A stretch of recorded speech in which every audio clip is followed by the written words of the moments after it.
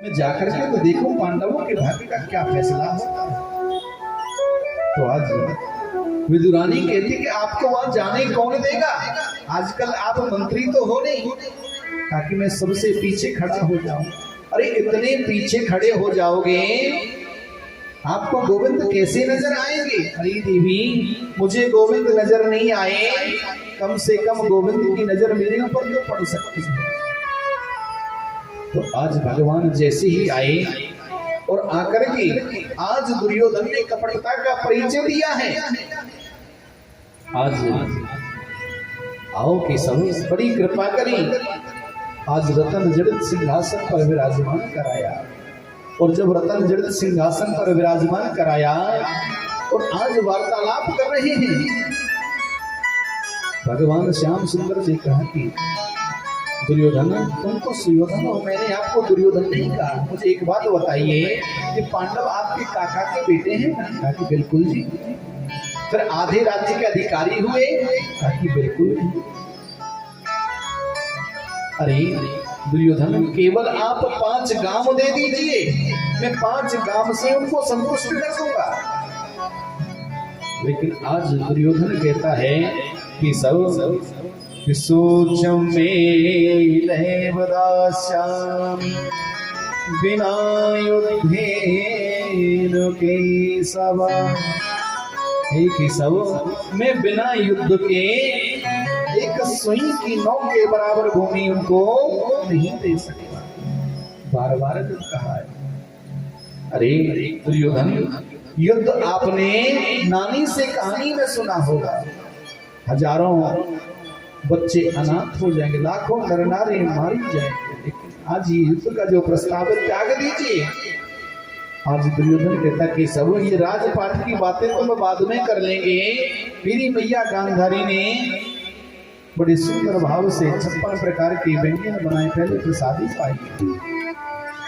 आज भगवान श्याम सुंदर ने कहा कि दुर्योधन, भोजन केवल 2 स्थिति में किया जाता है, या तो भोजन कराने वाले के मन में श्रद्धा हो, और या भोजन करने वाले को भूख लगी है। ना तो तेरे मन में मुझे श्रद्धा नजर आ रही है और ना मुझे भूख लगी, आज तो भोजन में विदुर जी के यहाँ करूंगा। दुर्योधन कहता अपने खाने का ठिकाना नहीं, आपको भोजन कहां से कराएगा, इसकी मुझे परवाह नहीं है, इसकी मुझे कोई परवाह नहीं है। जब निमंत्रण दिया है तो जरूर कहीं से भी भोजन कराएगा। आज दुर्योधन बार बार कहता है कि प्रभु, कब निमंत्रण दिया था? क्योंकि उनका पत्र गया था कि प्रभु, जब आप हस्तिनापुर आओ तो पहली प्रसादी मेरे घर पाना। हम तो विदुर जी देखते रह गए और विदुरानी से कहते कि अरे विदुरानी, देख गोविंद ने मेरा कितना मान रखा है। अरे कन्हैया झूठ नहीं बोल सकता, अरे जाकर के घर पर कुछ व्यवस्था तो करो। आज विदुरानी गई, घर में गाय के गोबर का चौका लगा। आज विदुरानी गई है और मेरे विदुर जी आज बाजार में कुछ भोजन सामग्री, माखन, मिश्री आदि लेने के लिए गए। तो आज मेरे गोविंद कहते हैं कि जैसे भक्त भगवान के द्वार पर नंगे पैर जाता, तो ऐसे भगवान भी भक्त के द्वार पर नंगे पैर जाते हैं। आज भगवान जब जाने लगे और जाकर के विदुरानी ने गाय के गोबर का चौका लगा, आंगन में अपने गाय के गोबर का चौका लगाया है। एक बार लक्ष्मी जी गैया से कहती है कि अरे भैया देखो, मुझे भी आप अपने शरीर में स्थान दीजिए। गाय कहती मेरे शरीर में कोई स्थान बचा ही नहीं, मैं आपको कहां से दे सकती? नहीं भैया, आपको कोई ना कोई स्थान देना। अरे देवी, अरे लक्ष्मी जी, मेरे तो एक एक रोम रोम पर इन देवताओं ने कब्जा किया हुआ है। गाय के अंदर कितने देवता होते हैं? 33 कोटि। अच्छा, हमारे देवता कितने हैं? 33 करोड़ है ना। कौन कौन मानता 33 करोड़ है? ऐसा करना, कल 100 देवताओं का नाम लिख करके ले आना।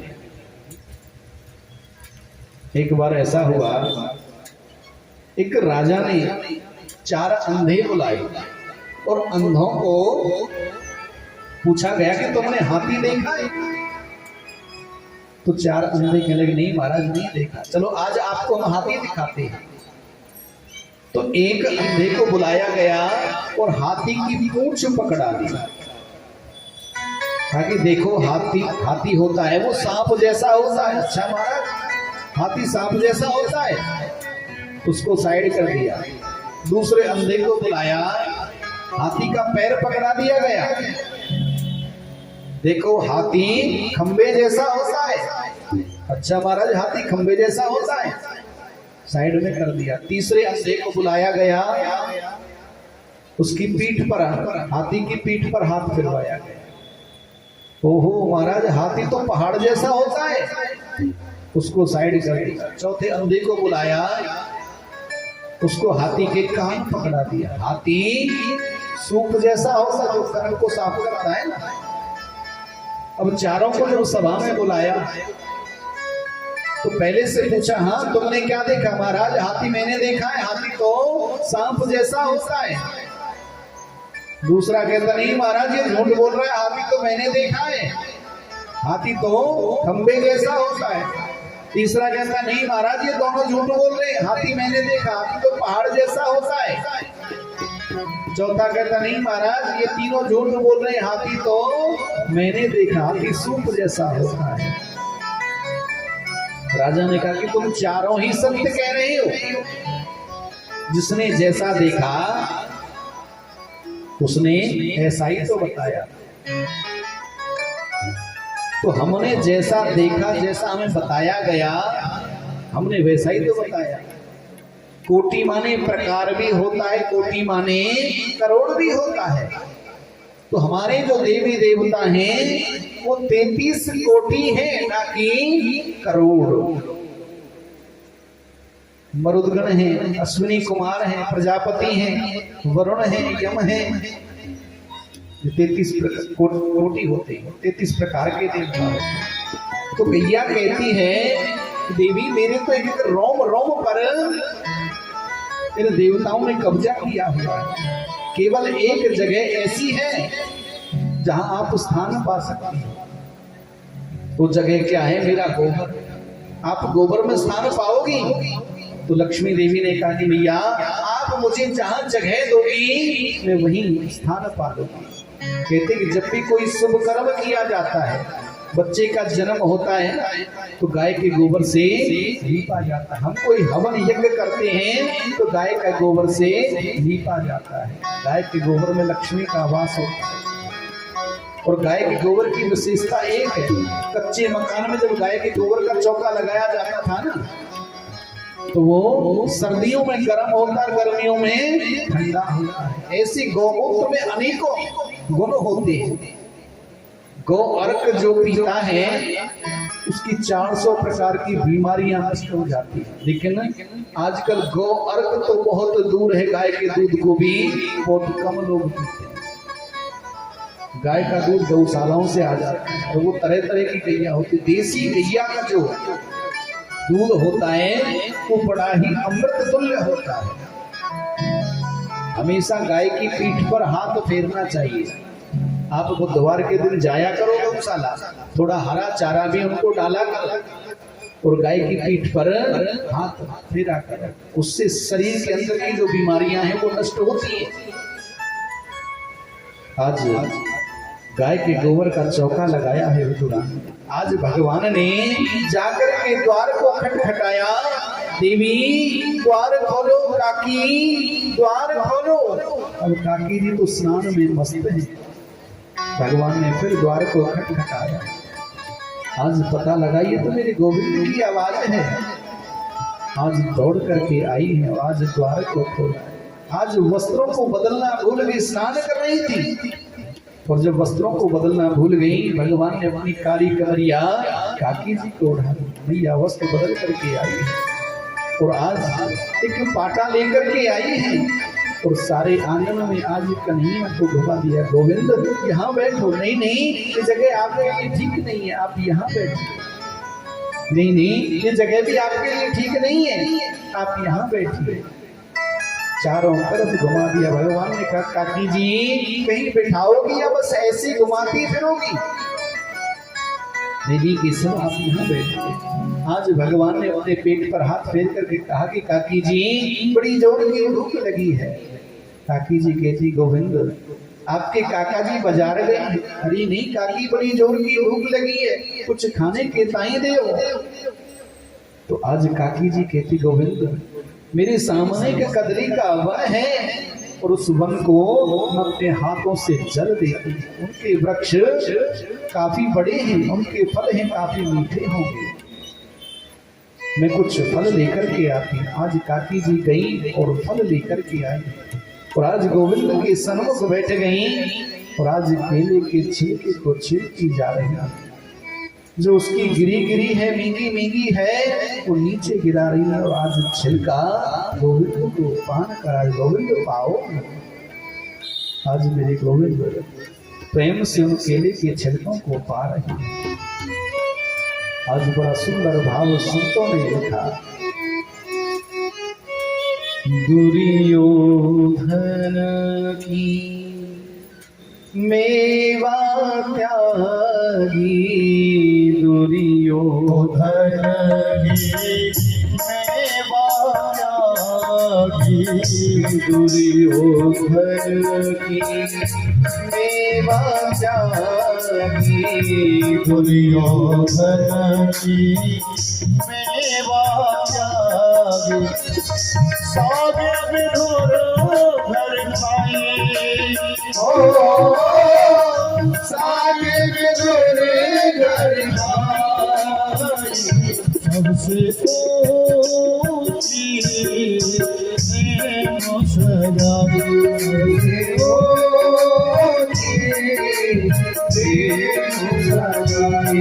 सबसे सगाई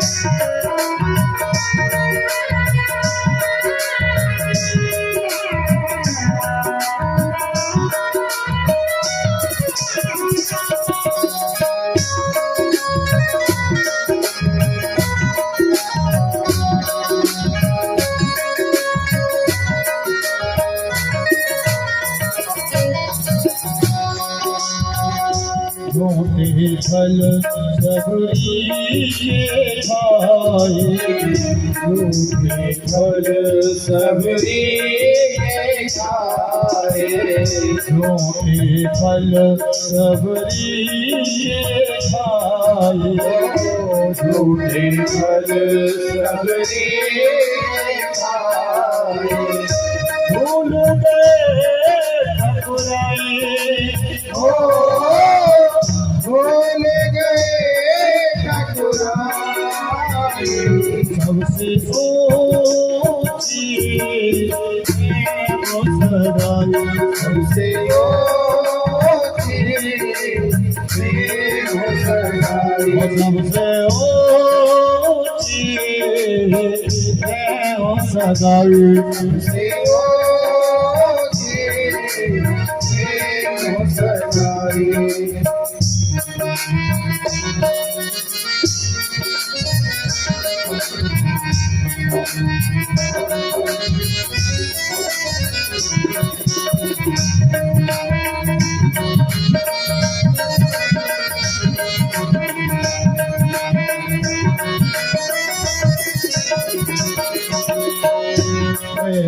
बस अर्जुन रथ हाथो, प्रेम दिवस अर्जुन रथ हाथो, प्रेम दिवस अर्जुन रथ हाथो, प्रेम की हंसी अर्जुन रत्यारो भूल गए ठकुराई हो भूल गए ठकुराई सबसे ऊंची मुस्कान सबसे ऊंची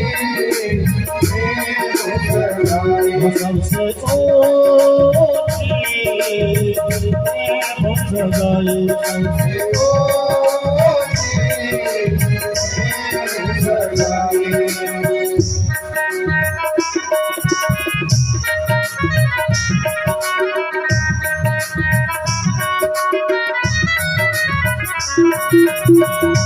ऐसी चीज बड़ी ऐसी बड़ी ऐसी चीज बड़ी ऐसी बड़ी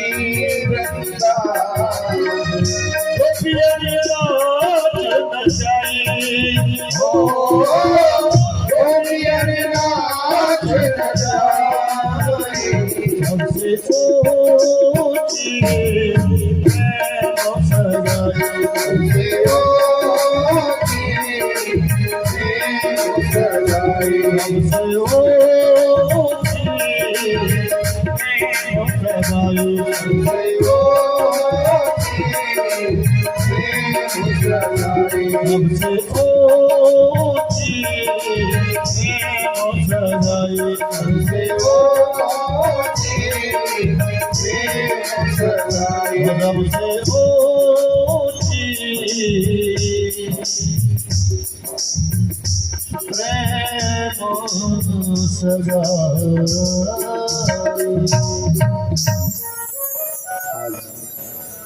विदुरानी इतनी भाव विभोर हो गई, आज गोविंद को केले का छिलका खिला रही। आज एक नहीं दो नहीं 10-20 केले के छिलके जब मेरे प्रभु पा गए, इधर विदुर जी आए और विदुर जी ने देखा और आज गोविंद के चरणों में गिर कर के कहते कि गोपाल, ये विदुरानी पागल हो गई है, आपको केले के छिलके खिला रही है। गोपाल, थोड़ा सा माखन मिश्री पाओ। हे गोविंद, देखो बाजार से खोए के लड्डू लेकर के आए, आज मेरे गोविंद ने थोड़ा सा माखन मिश्री पाया, थोड़े से खोए के लड्डू पाए और आज विदुर जी का हाथ पकड़ लिया। विदुर जी, जो आनंद उन केले के छिलकों में आ रहा था, वो आनंद इस मेवा मिष्ठान में माखन मिश्री में नहीं। उद्धव जी ने भगवान से पूछा, प्रभु आपने अपने 24 अवतारों में सबसे ज्यादा सुंदर आनंद आपको कहाँ मिला? तो आज भगवान ने कहा कि सबसे ज्यादा आनंद मुझे 2 ही अवतारों में मिला। एक तो राम अवतार में मैंने सबरी के झूठे भेद खाए और कृष्ण अवतार में विदुरानी के केले के छिलके। भगवान कहते हैं कि मुझे अगर कोई प्रेम से पत्र पुष्प जो भी देता है, मैं उसी को स्वीकार कर लेता हूँ, उसी को मैं अंगीकार करता हूँ। आज बड़े सुंदर भाव से विदुर और विदुरानी बैठी। आज भगवान श्याम सुंदर ने रात्रि भर बैठ करके विदुर जी को ज्ञान दिया और आज ज्ञान दे करके उन्हें फिर हस्तिनापुर से द्वारका के लिए प्रस्थान कर गए। धीरे धीरे समय व्यतीत होता है। इधर भगवान की सृष्टि में एक और संत हुए हैं जिनका नाम है कश्यप महाराज। कश्यप महाराज की 13 पत्नियां थी। 2 पत्नी विशेष थी, एक दिति एक अदिति। दिति से राक्षस हुए हैं और अदिति से देवगण हुए। आज दिति भगवान कश्यप से कहती है कि प्रभु, मेरी सभी बहनों को पुत्र है लेकिन मुझे कोई पुत्र नहीं, आप मुझे पुत्र प्राप्ति का वर दीजिए। कश्यप महाराज कहते, देवी ये संध्या काल का समय है। संध्या काल में भगवान शंकर जी के घर विचरण करते हैं। ये समय गर्भाधान का ठीक नहीं है, लेकिन आज दिति नहीं मानी, तो आज कश्यप महाराज को झुकना पड़ा और श्राप दे दिया, जाओ देवी, आपके गर्भ से 2 पुत्र होंगे और दोनों ही राक्षस होंगे। अब तो दिति घबरा गई, प्रभु अब इस बीच का असर में लेकर के जाऊं तो जाऊं कहां? ताकि आपके पुत्र दोनों राक्षस तो होंगे, लेकिन दोनों को मारने के लिए स्वयं भगवान को आना पड़ेगा, उद्धार करने के लिए स्वयं भगवान आएंगे। तो आज दिति के गर्भ से हिरण्याक्ष और हिरण्यकश्यप का अवतरण हुआ है, जन्म हुआ है। अब तो दोनों ही राक्षस प्रवृत्ति के लिए हिरण्याक्ष और हिरण्यकश्यप कौन है? जब एक बार सनत कुमार जी भगवान नारायण से मिलने के लिए जा रहे थे, तो आज द्वारपालों ने रोका, तो आज सनत कुमारों ने श्राप दे दिया कि तुम हमें हमारे पिता से मिलने से रोकते हो, जाओ दोनों राक्षस हो जाओ। तो भगवान के 2 द्वारपाल हैं, जय और विजय। एको पार सदो मैया जयो विजया वचन कदर्थी कृत्यम मायद्धो गृहाल कृतामति क्रमा। ये दोनों ही भगवान के 2 द्वारपाल थे, ये दोनों राक्षस हो गए। इधर जब संपूर्ण पृथ्वी रसातल के अंदर चली गई, तो भगवान ने वराह का रूप धारण किया। बोली वराह भगवान की जय।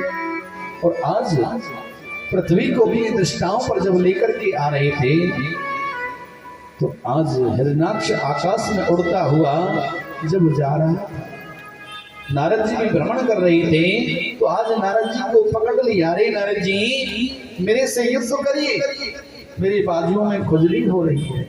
नारद जी कहते हैं मुझे भैया लड़ना झगड़ना नहीं आता, मुझे तो केवल गोविंद का गान आता है। नहीं नहीं, मेरे बाजुओं में खुजली हो रही है, आप मुझसे युद्ध करिए। बार बार जब कहा कि अगर मैं आपको किसी ऐसे योद्धा का नाम बता दूं कि आपकी जो खुजली है जीवन में कभी नहीं होगी, सब मिट जाएगी। आज बड़े सुंदर भाव से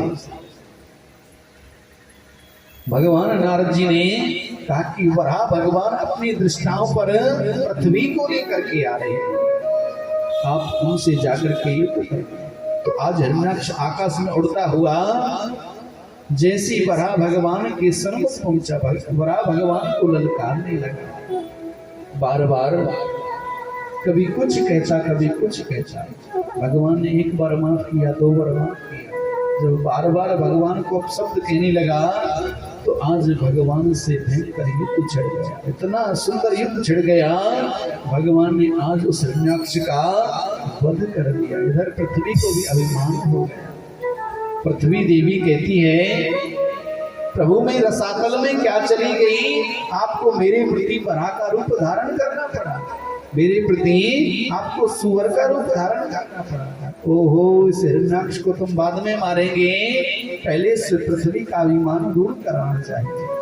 तो आज पृथ्वी देवी को लेकर के जैसी वृंदावन आए और वृंदावन में दिखाया, तो वृंदावन में गुलमलता आदि खिल रहे थे। आज पृथ्वी देवी कहती है कि प्रभु ये क्या दृश्य, मैं तो संपूर्ण रसातल में चली गई, लेकिन इस वृंदावन में तो गुलमलता आदि खिल रहे हैं।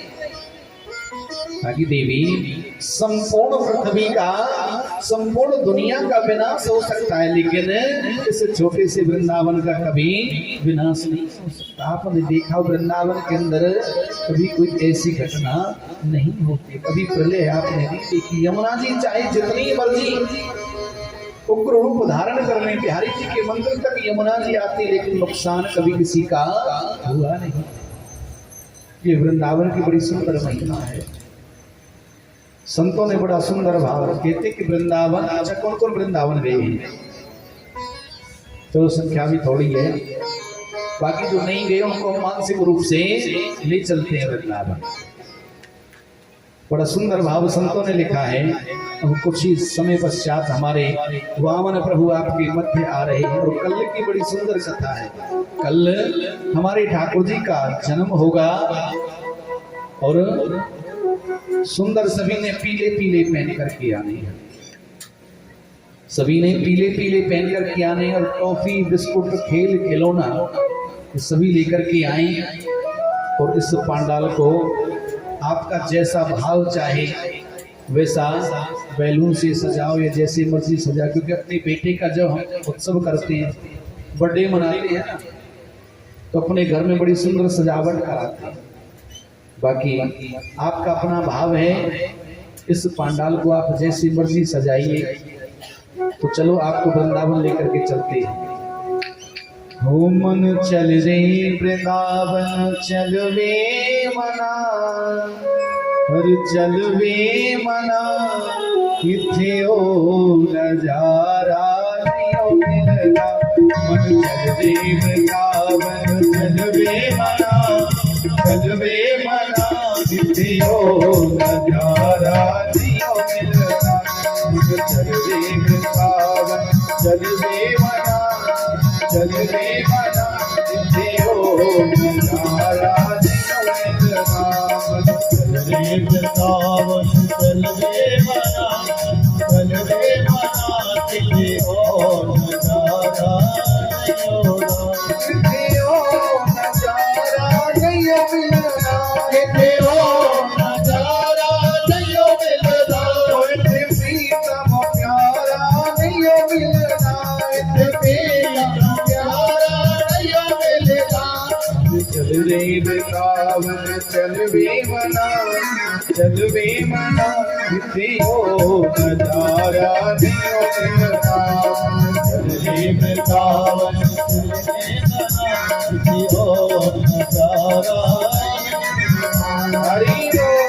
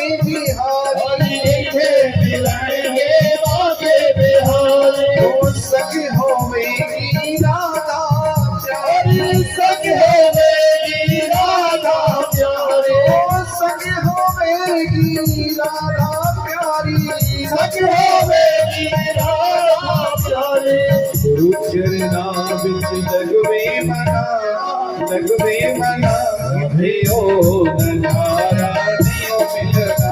चल रे वृंदावन चल रे मना, किथे ओ नजारा नहीं होना। मन चल रे वृंदावन चल वे मना, चल वे मना, किथे ओ नजारा नहीं मिलना। चल रे वृंदावन चल रे मना, चल रे मना, किथे ओ नजारा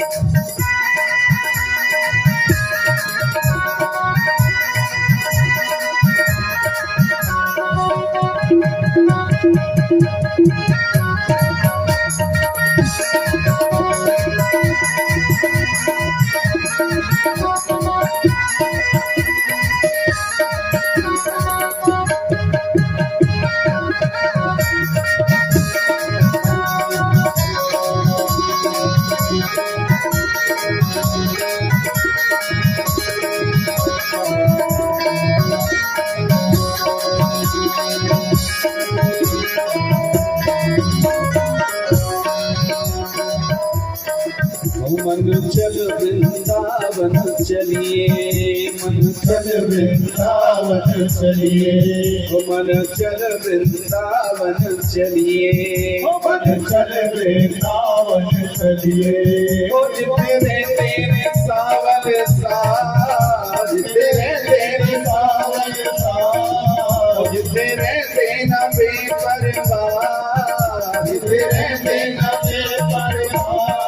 ओ जिते यमुना ठाठा मार दी, जिते यमुना ठाठा मार दे, ओ जिते प्रेम दा बगदा दरिया, जिते प्रेम दा बगदा दरिया, जिते लोग दीवाने झूमते, जिते लोग दीवाने रोके। ओ मन कोरी को ताला, मन कोरी को ताला, ओ मन चल चल चल, मन चल वृंदावन चलिए, मन चल वृंदावन चलिए, चल वृंदावन चलिए, मन चल वृंदावन चलिए, मन चल वृंदावन चलिए, मन चल वृंदावन चलिए, चल वृंदावन चलिए, चल वृंदावन चलिए, चल वृंदावन चलिए, मन चल वृंदावन चलिए, चल वृंदावन चलिए, चल वृंदावन चलिए।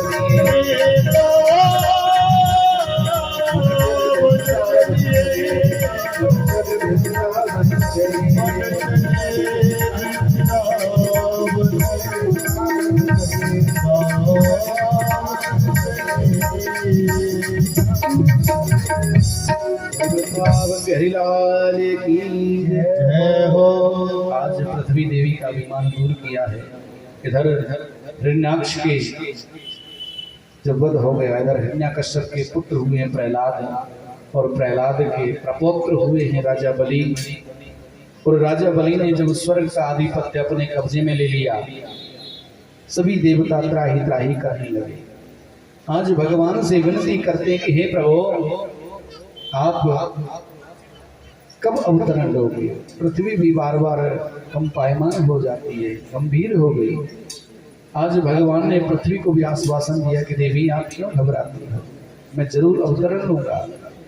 आज मैया अदिति को पयोव्रत धारण कराया है, और मैया अदिति ने जो पयोव्रत धारण किया, पयोव्रत कहते हैं फाल्गुन शुक्ला प्रतिपदा से लेकर के और जो त्रयोदशी तक दूध पी करके जो व्रत किया जाता है, उससे निश्चय ही संतान प्राप्ति होती है। तो आज मैया अदिति ने जो पयोव्रत धारण किया, और मैया अदिति के गर्भ से आज स्वयं मेरे प्रभु वामन के रूप में अवतरित हुए। बोले वामन भगवान की जय, बोले वृंदावन बिहारी लाल की जय। आज वामन प्रभु का जब अवतरण हुआ, तो आज गुरु बृहस्पति देव ने वामन प्रभु को जनेऊ पहनाया है, पैरों में खड़ामा दे दी, हाथ में माला दे दी। ब्रह्मा जी ने कमंडल दे दिया। दिशाओं के स्वामियों ने भगवान को छत्र अर्पित कर दिया। और जब छत्र अर्पित कर दिया, उधर माता जगदम्बा परम्बा ने उस कमंडल में भिक्षा डाल दी। अब उस भिक्षा को जैसे ही वामन प्रभु राजा बलि को जब वामन प्रभु बृहस्पति देव को जब देने लगे, तो बृहस्पति देव ने कहा कि प्रभु, मैं इस भिक्षा से प्रसन्न नहीं हूं, आप मुझे त्रिलोकी की भिक्षा ला करके दीजिए। तो आज भगवान ने कहा कि जो आज्ञा गुरुदेव। तो आज मेरे वामन प्रभु राजा बलि के द्वार पर जब जा रहे हैं, नन्हे नन्हे चरण चिन्ह हैं, बिंब फल जैसे होते हैं, सुंदर मुखारुण वामन अंगुल के वामन भगवान हैं। तो सभी बड़े सुंदर भाव से राजा बलि के द्वार पर जब वामन प्रभु जा रहे हैं, बोले वामन भगवान की जय। आज वामन प्रभु राजा बलि के द्वार पर जा रहे हैं, और सभी वामन प्रभु को भिक्षा देंगे, क्योंकि जब ब्राह्मण पुत्र होता है तो जनेऊ संस्कार में भिक्षा दी जाती है। कुछ दान भी आया है। श्रीमद् भागवत कथा की नेक कमाई से 3100 रुपये हमारी रामवती मैया और 2100 रुपये ऊषा मैया, 500 रुपये गुप्त दान और 200 रुपये गुप्त दान। तो एक बार इनके लिए जोरदार तालियां। ऐसे ही अपनी नेक कमाई से परमात्मा के प्रति और धर्म कर्म के प्रति आप ऐसी अग्रसर होते रहें और भगवान के इसी चरणों में मस्तक होते रहें। बड़ा सुंदर भाव संतों ने लिखा है। वामन प्रभु राजा बलि के द्वार पर जाकर के आज भिक्षा मांग रहे हैं और बड़ा सुंदर भाव संतों ने लिखा है। और हरि वामन का भेष बनाया, राजा बलि के द्वारे आया। हरि वामन का भेष बनाया, राजा बलि के द्वारे आया। का देश बनाया, राजा बलि के द्वारे आया। हरि वामन का भेष बनाया, राजा बलि के द्वारे आया। वामन का देश बनाया, राजा बलि के द्वारे आया।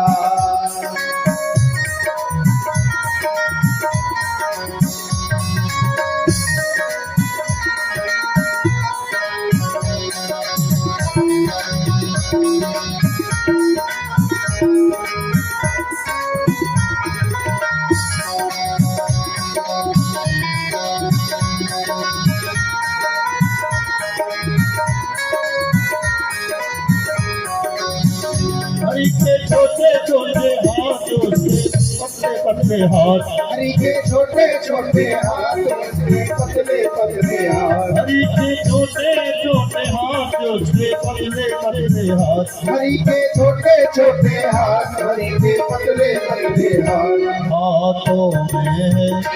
हाथों में कमंडल आया, राजा बलि के द्वारे आया। देश बनाया, राजा बलि के द्वारे आया।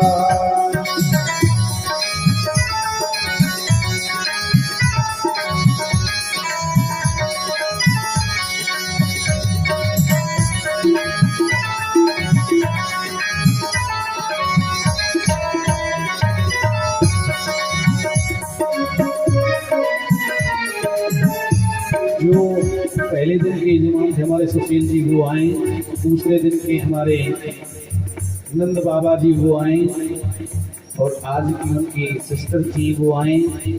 वामन प्रभु का पूजन करें। उसके बाद सभी वामन प्रभु का पूजन करते हुए आनंद लेते रहें। उसके बाद अब आरती भी होगी और इस कथा को आप अपनी कथा समझें। ऐसा नहीं है कि इसको कोई और करा रहा है, ये आपकी अपनी सबकी कथा है। और इस कथा में आप जितना हो सके अग्रसर होइए, बढ़ चढ़ करके हिस्सा लीजिए। और इस कथा का जो खर्चा है आप जानते ही हो कितना होता है। तो सभी थोड़ा थोड़ा भी दान करेंगे तो कथा का खर्चा पूरा हो जाता है और आपको आनंद मिलता है और आपको पुण्य की प्राप्ति होती है। सभी समय से प्रेम से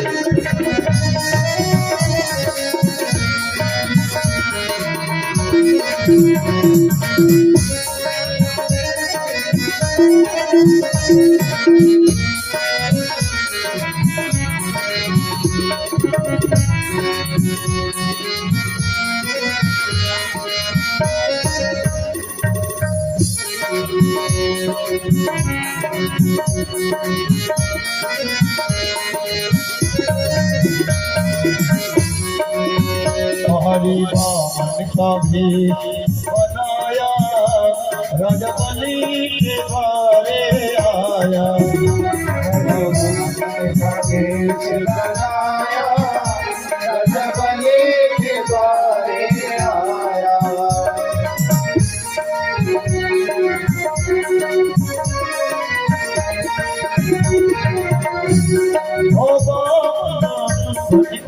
कृष्ण मुरारी पधारे बलि राजा के द्वार।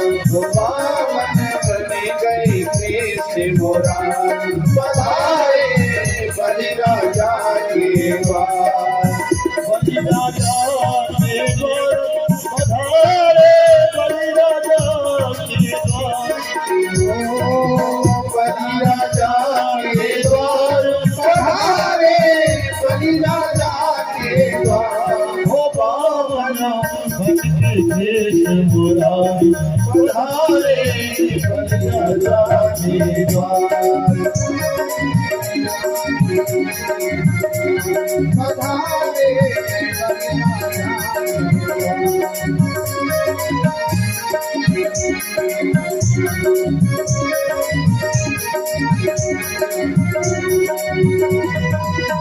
बलि राजा के द्वार पधारे बलि राजा के द्वार। हो बलि राजा के द्वार पधारे बलि राजा के द्वार। हो भक्ति कृष्ण मुरारी पधारे बलि राजा के द्वार। हो बावन भक्ति कृष्ण मुरारी पधारे बलि राजा के द्वार।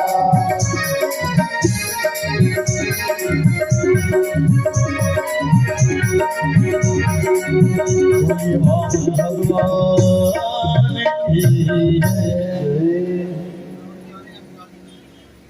अब आरती करेंगे, सभी खड़े हो जाएं।